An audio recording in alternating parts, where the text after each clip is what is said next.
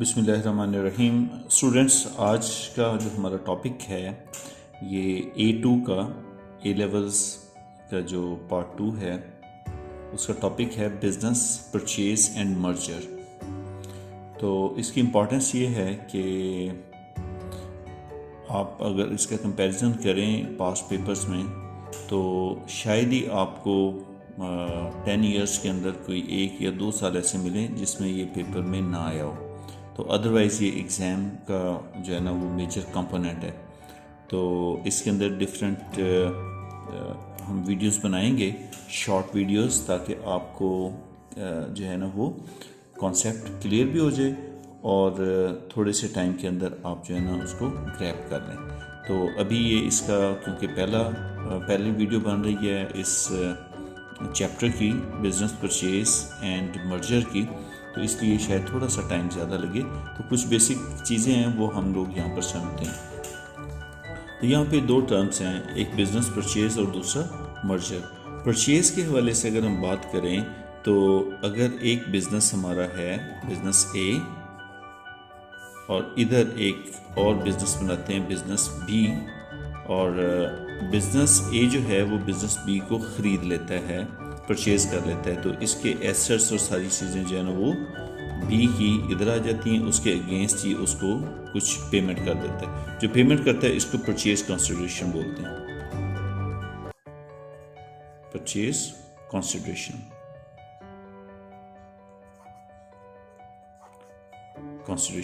और यहाँ से इसके पास क्या आएंगे, यहाँ से इसके पास जो है ना वो एसेट्स आएंगे, डिफरेंट एसेट्स जो है ना वो इसके पास आएंगे और वो एग्रीड वैल्यू के ऊपर आएंगे,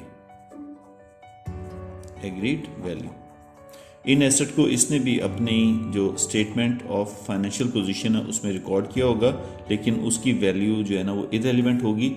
जो इनके दरमियान, ए और बी के दरमियान जो वैल्यू सेटल होगी उसको हम लोग जो है ना वो यहाँ पर ए अपने एसेट्स के अंदर, इसके अपने एसेट्स हैं और उसमें ये वाले जो न्यू एसेट्स हैं इनको ये ऐड कर लेंगे।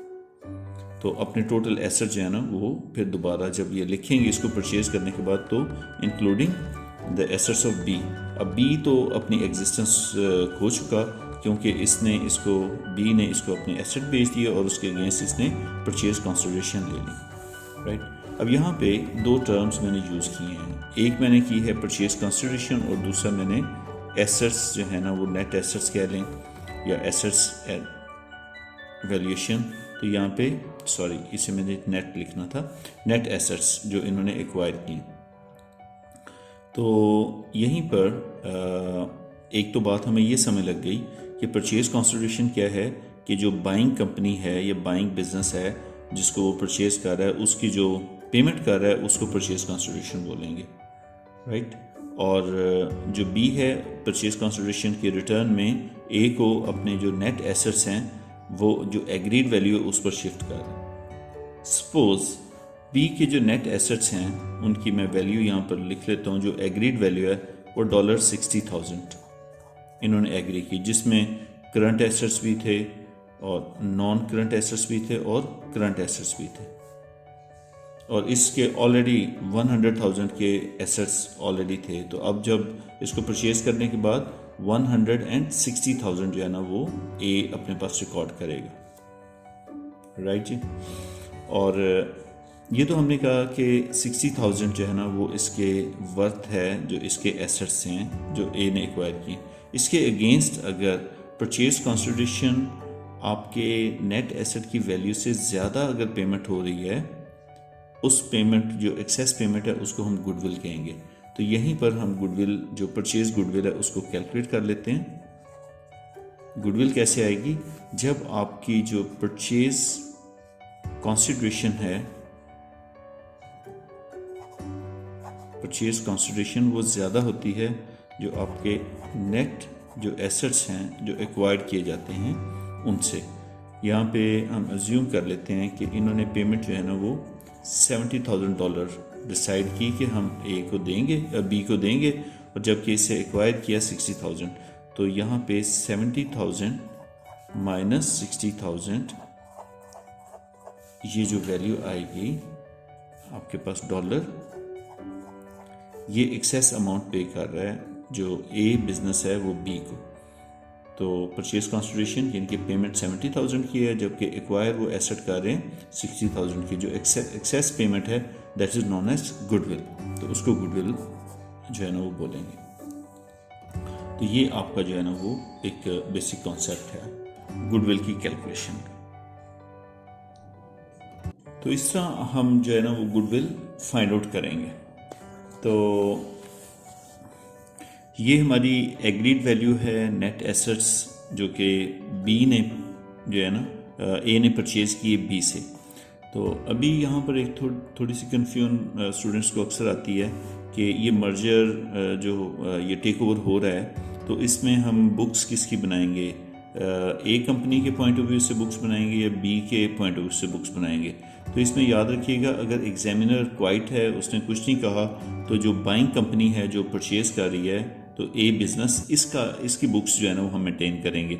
ऐसे ही जैसे आप एसेट परचेज़ करते हैं तो एसेट्स को आप डेबिट कर लेते हैं, और जो जिससे आप परचेज़ कर रहे हैं उसको आप क्रेडिट कर लेते हैं, और उसके बाद जो आपकी पेमेंट है वो जिस भी स्टाइल में आप पे करें, कैश कर रहे हैं, बैंक के थ्रू कर रहे हैं, या कोई और अदर सोर्स है, तो उसके मुताबिक आप लोग यहाँ पे पेमेंट करेंगे।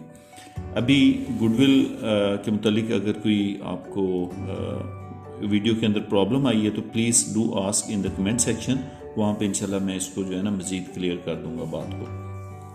अभी मैं बात करने लगा हूँ कि ये जो परचेज़ कंसिडरेशन है, परचेज़ कंसिडरेशन इसको डिस्चार्ज किस किस अंदाज में जो है ना वो ए कर सकता है। एक ए जो बिज़नेस है वो इसको कैसे कैसे इसको पे ऑफ कर सकता है। तो यहाँ पे मैं इसके जो पेमेंट मेथड्स हैं वो मैं आपसे यहाँ पे शेयर कर रहा हूँ। परचेज़ कंसिडरेशन लिख लेते हैं।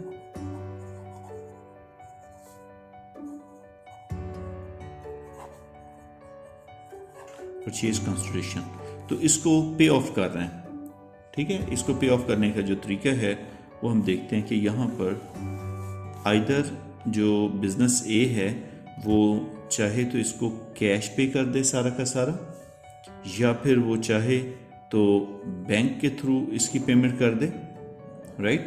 कैश और बैंक दोनों की सूरत में भी हो सकता है, कुछ कैश कुछ बैंक कर दे, या फिर अगर वो पेमेंट इसको जो है ना वो इन दोनों सूरतों में नहीं करता तो हो सकता है कि वो अपनी, अगर वो पब्लिक लिमिटेड कंपनी है जो बिज़नेस ए है, तो वो उसको जो है ना अपने शेयर्स इशू कर दे, शेयर जो है ना उसके थ्रू पेमेंट कर दे।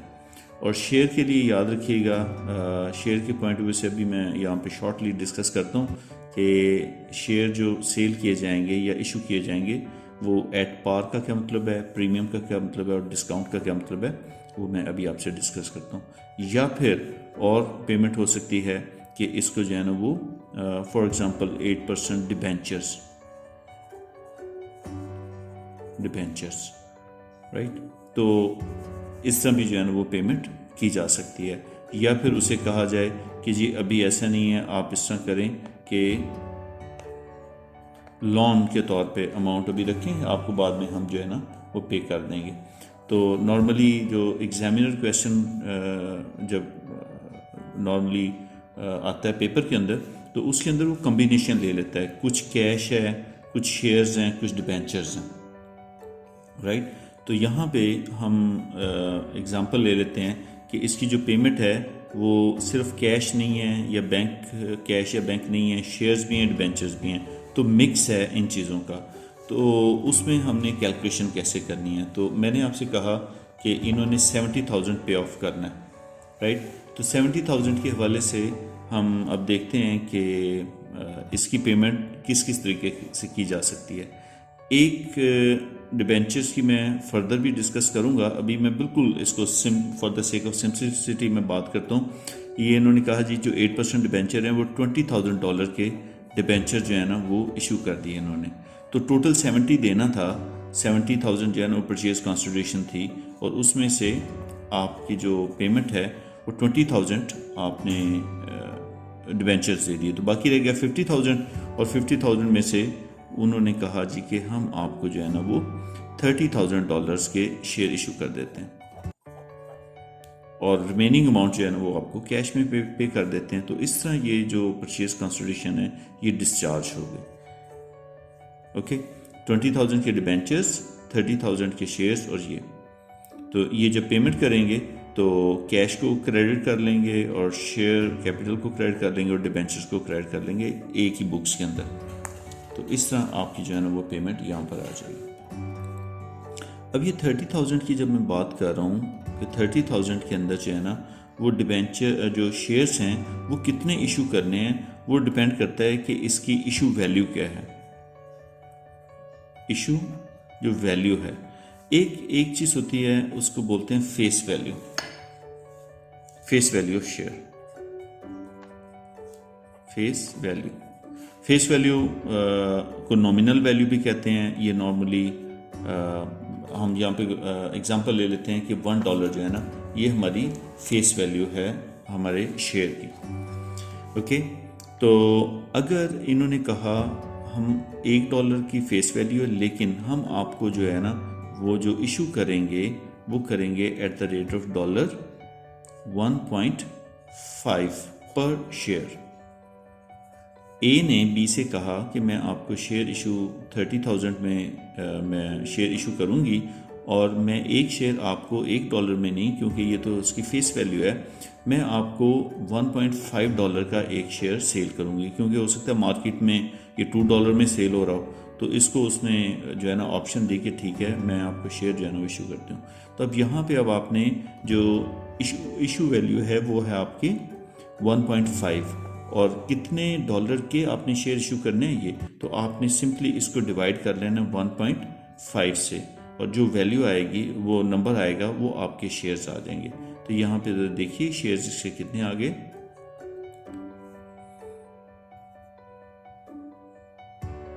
These are 20,000 shares. तो ये आपके नंबर ऑफ शेयर्स निकल आए। तो आपने देखना है कितने डॉलर के शेयर इशू कर रहे हैं और आप उसको रेट क्या चार्ज कर रहे हैं, 1.5 कर रहे हैं, राइट। तो फेस वैल्यू से जब भी आप ज़्यादा अमाउंट चार्ज करेंगे तो उसमें दो कंपोनेंट होंगे, एक इसकी पार वैल्यू होगी, पार वैल्यू, और जो एडिशनल अमाउंट होगी उसे कहेंगे प्रीमियम। इनको अलग-अलग हम रिकॉर्ड करेंगे। तो इसकी पावर वैल्यू हर शेयर की $1 है और प्रीमियम इसका $0.5 है। तो अब आप इजीली कैलकुलेट कर सकते हैं कि आपका जो शेयर कैपिटल है वो कितने से इंक्रीज़ करेगा। आपके 20,000 शेयर से इनटू $1, तो आपका जो है $20,000 जो शेयर कैपिटल है उसकी वैल्यू इंक्रीज़ करेगी बुक्स के अंदर। और इसी तरह इसको जब आप 20,000 से मल्टीप्लाई करेंगे तो $10,000 आपका शेयर प्रीमियम आएगा, जो चेंजेस इन इक्विटी के अंदर भी आप लोग लिख देते हैं। तो ऑल टुगेदर इक्विटी में जाएगा 30,000, लेकिन आपका 20,000 शेयर कैपिटल में ऐड हो जाएगा और शेयर प्रीमियम के अंदर 10,000 ऐड हो जाएगा अगर ऑलरेडी भी शेयर प्रीमियम है, नहीं तो यही प्रीमियम की एंट्री आ जाएगी। सो जब भी आप शेयर को फेस वैल्यू से ज़्यादा पे जब भी आप इशू करते हैं, जब भी आप शेयर वैल्यू जो उसकी इशू वैल्यू है वो ज़्यादा है उसकी फेस वैल्यू से, तो आप कहेंगे कि आपने शेयर को इशू किया है एट प्रीमियम, राइट। जब भी आप फेस वैल्यू के जितनी फेस वैल्यू है उतने के शेयर इशू करेंगे तो उसे कहेंगे एट पार, राइट। तो यहाँ पे मैं बल्कि इधर मैं लिख देता हूँ आपको, ताकि जब भी आपकी फेस वैल्यू और जो इशू वैल्यू है वो सेम होगी तो ये एट पार कहलाएगा। यानी कि $1 का शेयर और आप उसको इशू भी $1 पे कर रहे हैं तो आप कहेंगे जी मैंने जो शेयर इशू किए हैं एट पार। और जब आपकी फेस वैल्यू जो है वो कम हो जाती है इशू वैल्यू से तो इसको कहते हैं एट प्रीमियम, जो एडिशनल अमाउंट है। और जब भी आपकी जो फेस वैल्यू है वो ग्रेटर देन हो जाती है इशू वैल्यू से तो आप कहते हैं एट डिस्काउंट, जो कि कंपनी के लिए बहुत ज़्यादा ख़तरनाक चीज़ है। सो ये शेयर्स के हवाले से ये मामला था। आई होप कि आपको ये चीज़ समझ लगी होगी। अभी हम बात कर रहे हैं अभी डिबेंचर्स के हवाले से। तो ये भी थोड़ा सा ज़रा हमें देखना पड़ेगा कि डिबेंचर जो है ना वो इन्होंने 20,000 की यहाँ पे इशू कर दिए। 30,000 आपका शेयर कैपिटल और बाकी उन्होंने कहा जी कि रिमेनिंग अमाउंट जो है ना वो हम कैश दे देंगे। तो 70 में से 20 लेस 30 तो रिमेनिंग 20 रह गया, तो 20,000 जो है ना वो इसको इशू कर देगा, यानी कि कैश जो है ना वो पे कर देंगे। तो ये आपकी परचेज कंसिडरेशन को डिस्चार्ज करने के हवाले से ये टेक्निक थी। तो एक इसके अंदर अभी पॉइंट हमारा रह गया है वो डिबेंचर्स का, वो से यहाँ पे अभी जो पर्टिकुलर जो टॉपिक हम डिस्कस करने लगे हैं, how much debentures should be issued, how much debentures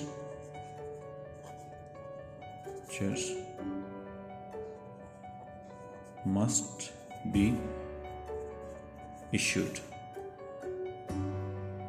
right.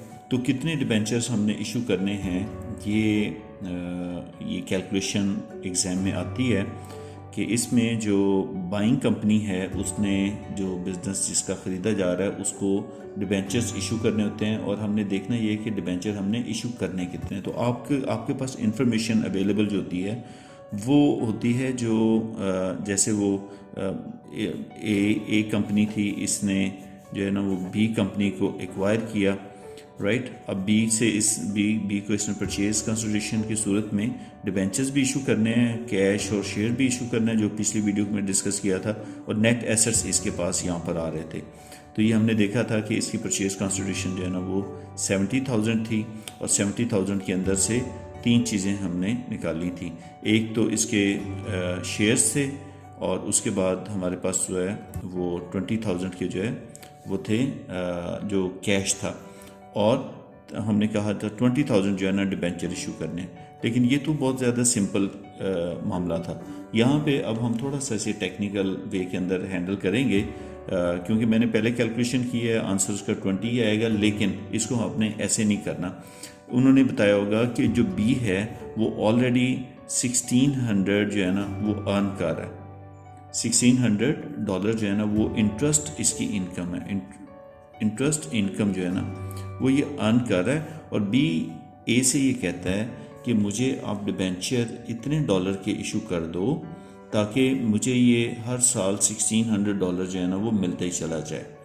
तो इस सूरत में अब हमने कैलकुलेशन करनी है कि जो आपकी परचेज कंसिडरेशन है उसमें डिबेंचर कितने डॉलर के हम उसे इशू करें ताकि उसकी जो अर्निंग है वो 1600 ही आए।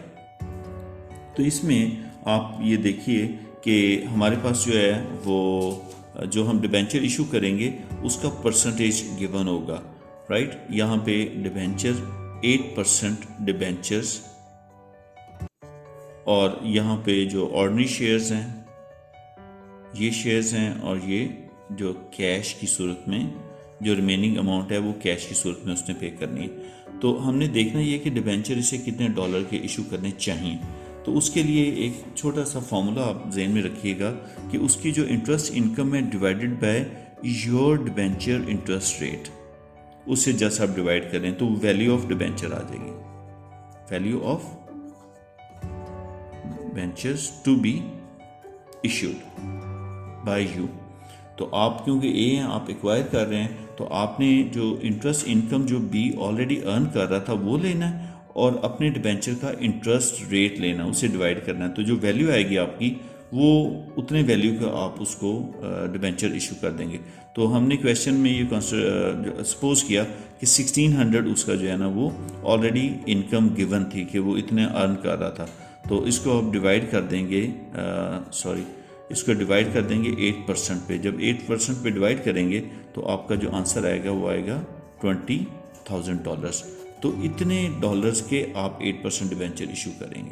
तो ये मैंने क्योंकि ऑलरेडी कैलकुलेट किया हुआ था इसलिए वही वाला आंसर आया। फॉर एग्जांपल यहाँ पर अगर ये ना होता, यहाँ पे 800 होता तो फिर 10,000 के डिबेंचर इशू होते, राइट। इसे करके देख लेते हैं। अगर इनकी इंटरेस्ट इनकम $800 है, 800 डिवाइडेड बाय 8% करेंगे तो आंसर आपका $10,000 आएगा। तो मीन्स के फिर जो डिबेंचर इशू होंगे वो ये 20,000 के नहीं, ये 10,000 के डिबेंचर इशू होंगे, 30 के ये। तो 10 + 30 ये आ गया 40 और 70 टोटल था जो परचेज कंसिडरेशन थी। तो 30 जो है ना ये 10 + 30 40 इसमें से लेस करेंगे तो 30,000 रिमेनिंग जो है ना कैश वो पे हो जाएगा। तो इस तरह आपने डिबेंचर की जो है ना वो कैलकुलेशन करनी है।